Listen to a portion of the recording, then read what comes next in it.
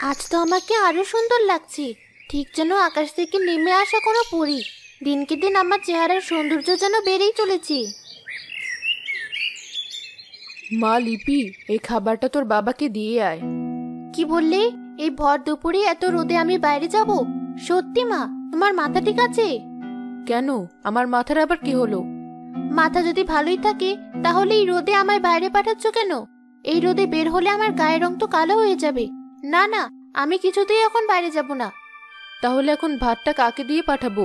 ওদিকে তো তোর বাবার খাওয়ার সময় হয়ে এলো। কেন? ঘরে তো তোমার আরো একটা মেয়ে আছে, ওর যা গায়ের রং, এই রোদেরও সাহস নেই ওকে আরো কালো করার। চুপ কর লিপি, সারাক্ষণ নিজের রূপ নিয়ে এত বড়াই করা ভালো না। বড়াই করব না? আমার যা রূপ, এই গ্রামে আছে নাকি এমন কেউ? থাকলে দেখাও। আমার তো মনে হয় শুধু এই গ্রামে না, এই পুরো পৃথিবীতেই আমার চেয়ে সুন্দরী কেউ নেই। হয়েছে, তোকে আর কিছু বলতে হবে না। মা ঋতু, কোথায় তুই? আমায় ডাকছো মা? এই তো তুই। মা, তোর বাবাকে খাবারটা দিয়ে আয়, কত বেলা হয়ে গেছে। দাও মা, আমি এক্ষুনি বাবাকে খাবারটা দিয়ে আসছি। সত্যি, তোর মতো এমন লক্ষ্মী মেয়ে পাওয়া ভাগ্যের ব্যাপার। কিন্তু কিন্তু কি মা? ও বুঝেছি, আমি কালো তাই তো? না মা, আমি বুঝেছি মা, কি করব বলো? সৃষ্টিকর্তা আমাকে যেমন বানিয়েছে আমি তো তেমনই হয়েছি। কষ্ট পাস না মা, গায়ের রং কালো হলে কি হবে? তোর মতো সাদা মনের মানুষের গ্রামে আর একটিও নেই। হয়েছি, এবার ভাতের বাটিতে দাও দেখি, নইলে তো আবার দেরি হয়ে যাবে।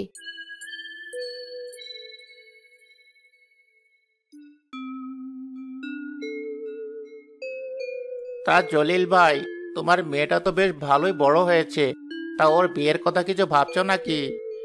ভেবে আর কি করব ভাই, যাকে এই মেয়ের জন্য ছেলে দেখতে বলি সেই আমার মেয়ের গায়ের রঙের কথা বলে। এভাবে যে কত সম্বন্ধ ভেস্তে গেল। কিসব যাতা বলছো? ও তো সুন্দর মেয়ে, আর তুমি কিনা বলছো গায়ের রং ভালো না? বেশ তো, আমার হাতে একটা খুব ভালো ছেলের খোঁজ আছে। তাই নাকি? তার ছেলে কি করে? শহরে বড় চাকরি করে। ভাবছিলাম তোমায় বলে দেখি।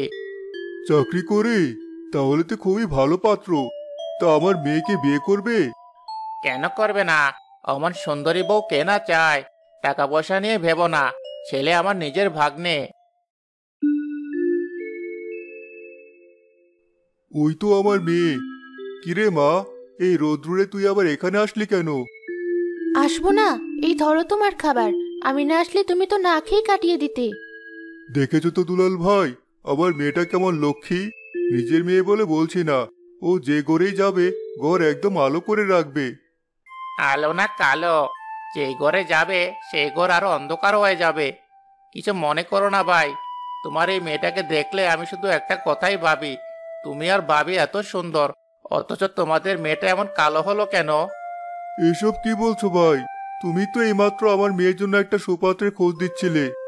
তোমার কি মাথা খারাপ হয়েছে জলিল ভাই? আমার অমন রাজপুত্রের মতো ভাগ্নের জন্য এই কালো মেয়েকে বউ বানাবো? আমি তো তোমার ছোট মেয়ে লিপির কথা বলছিলাম। এই মেয়েকে কে বিয়ে করবে?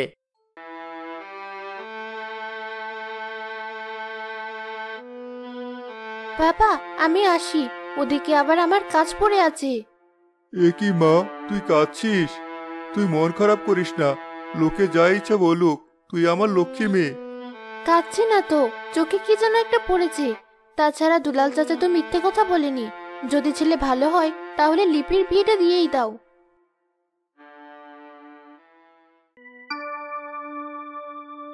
কোথায় মহারানী? সেই কখন ওকে একটু হলুদ পেটে আনতে বলেছি, অথচ এখনো কোনো খোঁজ নেই। এই নে বোন, তোর হলুদ বাটা। ঋতু, তুই কোথায় গিয়েছিলি? এই সামান্য হলুদ বাটতে তোর এতক্ষণ লাগলো? লিপি, তোকে কতবার বলেছি ঋতুকে তুই আপু বলে ডাকবি? তোর কি কোনো কথা কানে যায় না? মা, তুমি কি কখনো ওর দিকে তাকিয়ে দেখেছো? তুমিই ভাবো, ও কি আমার বড় আপু হওয়ার যোগ্য? কোথায় আমি আর কোথায় ও? একদম চুপ কর। শোন লিপি, এখনো সময় আছে। নিজের রূপ নিয়ে এত অহংকার করিস না। দেখবি একদিন এই রূপই আর তোর থাকবে না। আরে ছাড়ো তো মা, শকুনের দোয়ায় গরু মরে না। তাছাড়া রূপ যখন আছে, অহংকার তো একটু করবই। তুই আবার হলুদের বাটি ধরে দাঁড়িয়ে রইলি কেন? আমাকে দি।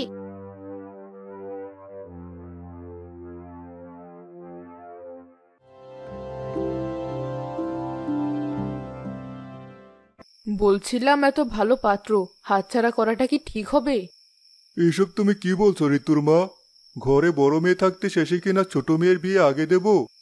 কি করব, আমরা তো নিরুপায়। ঋতুর চিন্তা করে ওদিকে যে লিপিরও বিয়ের বয়স পেরিয়ে যাবে, তাছাড়া আমাদের বয়সটাও তো কম না। সবই না হয় বুঝলাম, কিন্তু তাই বলে? আর অত ভেবো না তো, তুমি বরং দুলাল ভাইকে বলো ছেলের বাবা মায়ের সাথে কথা বলতে। তাছাড়া দেখাশোনা হলেই তো আর বিয়ে হয়ে যায় না। বেশ, তো তুমি যখন বলছো কাল না হয় একবার কথা বলে দেখব।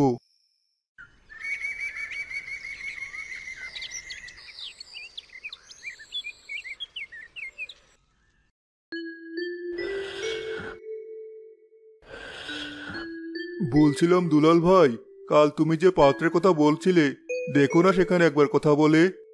না বাবা না, কিছু মনে করো না ভাই। তোমার ওই কালো কুৎসিত মেয়েকে আমার ভাগ্নে বিয়ে করবে না। ভাই ওভাবে কেন বলছো? মেয়েটা আমার দেখতে মন্দ হলে কি হবে, ওর মনটা খুব ভালো। কাজকর্মে ওর চেয়ে ভালো মেয়ে তুমি এই তল্লাটা একটাও পাবে না। আরে ছাড়ো তো, আগে হলো দর্শনদারি, তারপর না হয় গুণবিচারী। তবে তুমি যদি তোমার ছোট মেয়ের জন্য রাজি থাকো, তাহলে কথা বলে দেখতে পারি। বেশ, তো একবার কথা বলেই দেখো। সত্যি জলিল ভাই, তুমি তাহলে রাজি?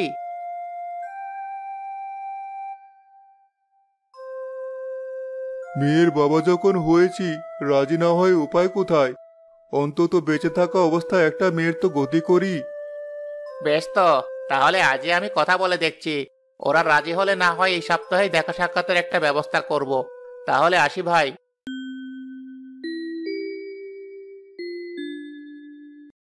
কি রে ঋতু, তোর আবার হিংসে হচ্ছে না তো আমার বিয়ের কথা শুনি? আহারে, কোথায় আজ তোর বিয়ে ঠিক হওয়ার কথা, অথচ আমার ঠিক হচ্ছে। এসব কি বলছিস লিপি? দিনকে দিন তোর স্বভাব চরিত্র আরো খারাপ হয়ে যাচ্ছে। সত্যি কথা বলবো তাতে আবার দোষ কিসের? কি রে, সত্যি করে বল, হিংসে হচ্ছে না তো? আমার কেন হিংসে হবে? তুই তো আমার নিজের বোন, তুই সুখী হলেই তো আমি সুখী। হয়েছে হয়েছে, তোকে আর এসব বলতে হবে না, আমার সব জানা আছে। কিন্তু কি আর করবি, তোর কপালে তো আর রাজপুত্র নেই। বাবাকে বলে দেখবো যদি কোনো রিক্সাওয়ালার খোঁজ পায়। খবরদার লিপি, একদম এসব বাজে কথা বলবি না। মা, ওকে বকো না। তাছাড়াও তো মিথ্যে কথা বলেনি। যাই হোক, আমি বরং পুকুর ঘাটে গিয়ে লিপির জামা কাপড়গুলো কেচে আনি। হ্যাঁ, তাই যা, তোকে ওখানেই মানাই। চিন্তা করিস না, বিয়েটা হোক, আমি তোকেও আমার সাথে নিয়ে যাব।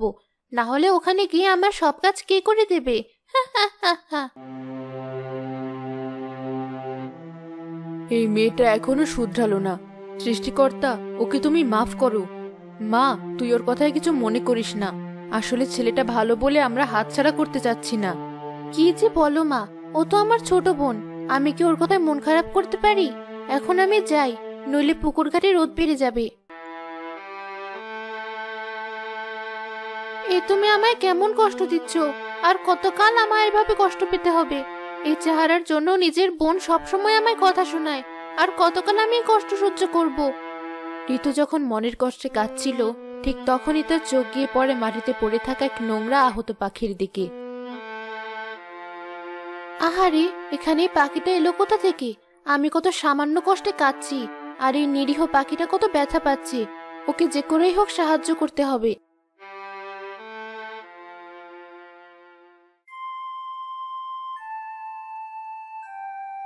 এটা কোত্থেকে তুলে আনলি? নিজেও যেমন কুৎসিত, তেমন তুলেও এনেছিস একটা কুৎসিত পাখি।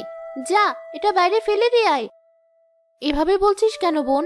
দেখ পাখিটা কত কষ্ট পাচ্ছে, তাই তো ওকে তুলে আনলাম। কেন, তুই কি পাখির ডাক্তার? দেখেই কাঁটা কেমন শিউরে উঠছে। যা বলছি, ওটাকে বাইরে ফেলে দিয়ে আয়। না, আমি ওকে কিছুতেই ফেলবো না। যতক্ষণ ও সুস্থ হচ্ছে, ওকে আমি নিজের কাছেই রাখবো। আমার সাথে পারলা? আমিও দেখছি তুই কি করে ওই পাখিটা রাখিস।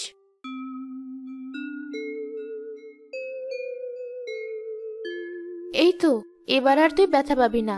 2টো দিন এভাবে থাকলেই তুই আবার সুস্থ হয়ে যাবি। ঋতুমা, তুই এখানে? আর আমি তোকে কত খুঁজে বেড়াচ্ছি। কেন মা, কি হয়েছে?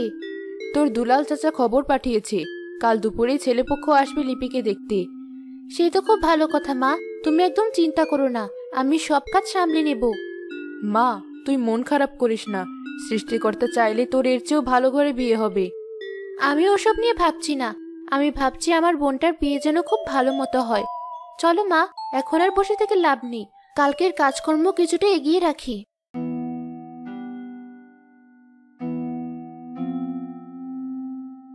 আমায় বলে পাখিটা ফেলবে না।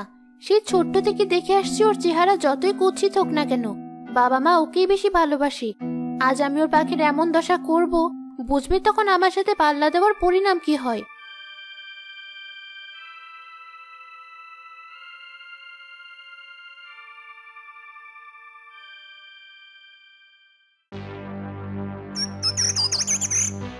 এই তো সেই পাখিটা। দুদিন পর তো বিয়ে হয়ে চলেই যাব, তার আগে ঋতুকে কাঁদানোর এটাই ভালো উপায়।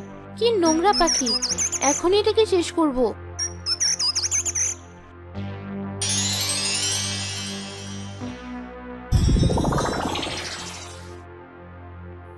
এ কি, এ আমি কি দেখছি? ওই পাখিটা এত বড় হলো কি করে? এখন কি হবে? দুষ্ট মেয়ে, তোর এত সাহস! আমি জাদুর পাখি, তুই কিনা অমন ভালো একটা মেয়েকে কষ্ট দিতে একটা নিরীহ পাখিকে মেরে ফেলছিলি। আমাকে কিছু করো না। করবো না মানে? কি যেন বলছিলি? পাখিটা কুৎসিত, পাখিটা নোংরা, আর তুই কি? নিজের রূপ নিয়ে তোর অনেক অহংকার, তাই না? বেশ, আমিও দেখছি কোথায় যায় তোর এই রূপের আগুন।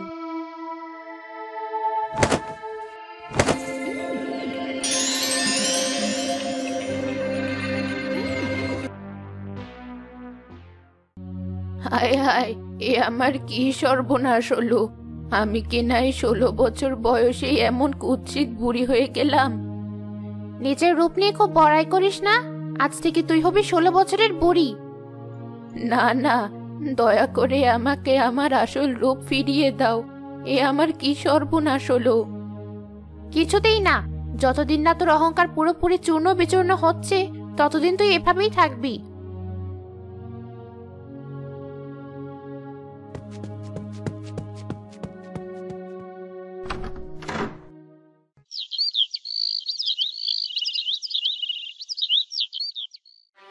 পরদিন সকালেও লিপি দরজা না খোলায় রেহানা ঋতু চিন্তিত হয়ে যায়।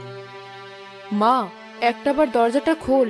কি যে হলো আমি তো কিছুই বুঝতে পারছি না। ওদিকে তো তোর দুলাল চাচা পাত্র নিয়ে এক্ষুনি চলে আসবে। না মা, আমি কিছুতেই এই দরজা খুলবো না। এই চেহারা আমি কিছুতেই কাউকে দেখাতে পারবো না। এ কি, তোর গলাটা এমন শোনাচ্ছে কেন? একটাবার দরজাটা খোল বোন, তুই যা বলবি আমি তাই শুনবো। আমি এক্ষুনি তোর জন্য হলুদ বেটে আনছি, দেখবি তোর মুখটা আরো সুন্দর হয়ে যাবে। একদম কথা বলবি না, আমি সব জানি।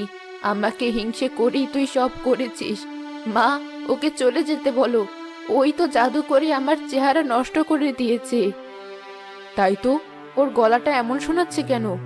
আচ্ছা বেশ, আমি ঋতুকে তাড়িয়ে দিচ্ছি, তাও তুই একটাবার দরজাটা খোল।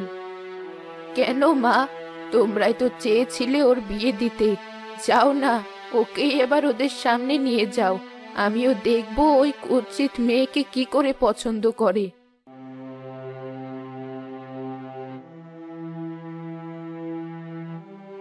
কি হলো জলিল ভাই, সময় তো পেরিয়ে যাচ্ছে। ভাবিকে বলো মেয়েকে আমাদের সামনে আনতে। আসলে ভাই, কিভাবে যে বলি। কি আমতা আমতা করছো? কি হয়েছে? কোনো সমস্যা? না না ভাই, কোনো সমস্যা না। এই যে আমি আমার মেয়েকে নিয়ে এসেছি।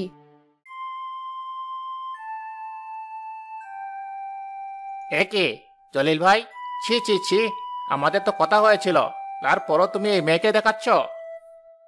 না মানে দুলাল ভাই, তুমি আমাকে ভুল বুঝছো। না ভাই, আর কিছু বোঝার নেই। চল বাবা রাজীব, এসব বাটপারদের সাথে আমরা কিছুতে সম্বন্ধ করতে চাই না। খবরদার চাচা, এতদিন আপনি আমাকে নিয়ে অনেক বাজে কথা বলেছেন, আমি সহ্য করেছি, কিন্তু আর না, আপনি আমার বাবা মাকে নিয়ে একদম বাজে কথা বলবেন না। চোরের মায়ের বড় গলা। এই মেয়ে, তুই নিজেকে কখনো আয়নায় দেখেছিস? খুব স্বাদ হয়েছে আমার রাজপুত্রের মতো ভাগ্নেকে বিয়ে করার। না চাচা, আমার আপনার ভাগ্নিকে বিয়ে করার কোনো শখই নেই। আমি চাই আমার ছোট বোনকে আপনারা দেখুন, কিন্তু একটা সমস্যার কারণে আমার বোন যখন সামনে আসতে চাইছে না, তখন বাবা মায়ের সম্মান বাঁচাতেই আমি এখানে এসেছি। কিন্তু এরপরও যদি আপনি আমার বাবা মাকে অপমান করেন তাহলে কিন্তু। তাহলে কিন্তু কি শুনি? আহা মামা, চুপ করো। যে মেয়ে নিজের বাবা মায়ের সম্মানের জন্য নিজেকে ছোট করতেও রাজি হয়ে যায়, আমি তো তেমনই এক মেয়েকে খুঁজছিলাম।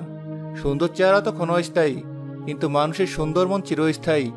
আমি এই মেয়েকে বিয়ে করতে চাই। এসব তুই কে বলছিস বাবা? ঠিকই বলছি মামা, তুমি বিয়ের ব্যবস্থা করো। না, আমি কিছুতেই আপনাকে বিয়ে করব না, কারণ আমি চাই আমার ছোট বোনকেই আপনি বিয়ে করুন। দয়া করে আমাকে 2 দিন সময় দিন। আমার যা বলার আমি সবাইকে বলেছি, বাকিটা আপনারাই দেখুন।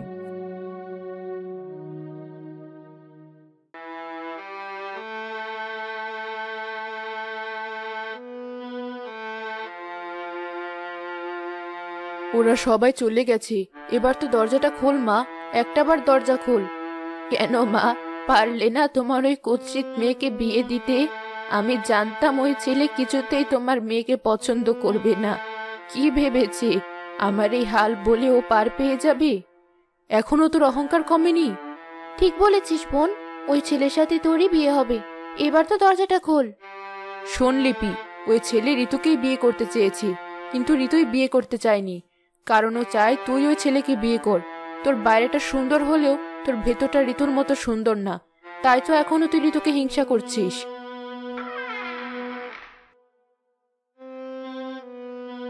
আমায় ক্ষমা করে দে আপু, আমায় ক্ষমা করে দে।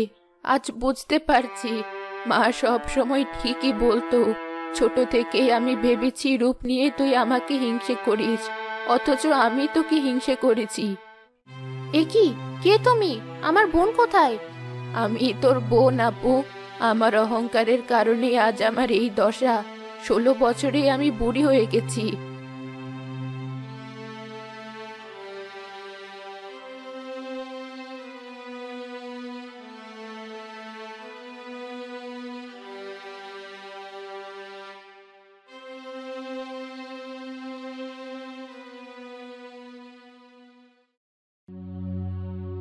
এ কি সর্বনাশ হলো! আমি তোকে কতবার বলেছি অহংকার করিস না, দেখলি তো আজ কি হলো। হ্যাঁ মা, তুমি ঠিকই বলেছ, তবে এখন আর আমার দুঃখ নেই। আমি নিজের ভুল বুঝতে পেরেছি, এতেই আমার শান্তি। বাইরের সৌন্দর্য না, ভেতরের সৌন্দর্যই আসল। আমি বুঝতে পারছি আমি না, আপুই বেশি সুন্দর। এসব তুই কি বলছিস বোন? তুই চিন্তা করিস না, সব ঠিক হয়ে যাবে। তুই আবারও আগের মতো সুন্দর হয়ে যাবি।